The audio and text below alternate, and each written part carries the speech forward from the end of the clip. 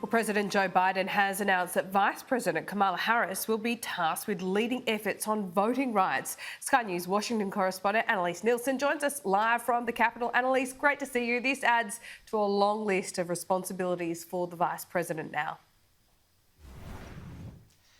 It does indeed, and it's likely to be the most politically contentious thing that comes out of this speech by President Joe Biden. But we can't underestimate how significant this was. This was one of the most important speeches he's given on race as President of the United States, and he chose to do it on the 100th anniversary of the Tulsa massacre. Now, this was an event in US history that really stood out among other significant issues that they've had with race, but it was this white mob in the 1920s that went and targeted a very prosperous black area.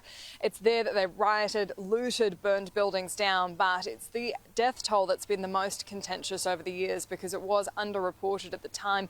Even characterising it as a massacre is something that's happened in more recent history, and this is what President Joe Biden was emphasising during his speech today, where he became noticeably emotional. The death toll records by local officials said there were 36 people.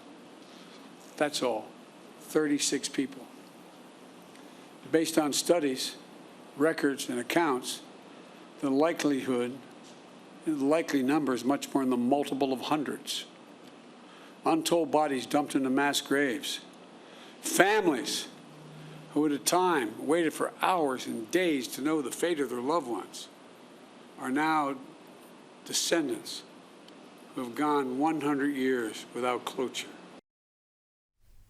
What was unexpected from the president was the significant number of policy announcements he made during this speech that included that appointment of Kamala Harris to that role of overseeing voter suppression, which, especially characterised by the Democrats here in the United States, has been a perception that that does push those underrepresented minorities out of voting. We also saw this announcement that $100 billion in government contracts for small businesses, particularly those that are marginalised and are represented by minorities, will be given over the next 5 years in government contracts. But one of the more contentious points already to come out of this as well is that Joe Biden hasn't pledged to cancel student loan debts. That's a criticism already levelled at him by the NAACP, that if he wanted to take action on minority issues, that would help. That's also a very vocal cause of the left of his party. But Kamala Harris as well is already facing issues with her role overseeing the migration at the US-Mexico border.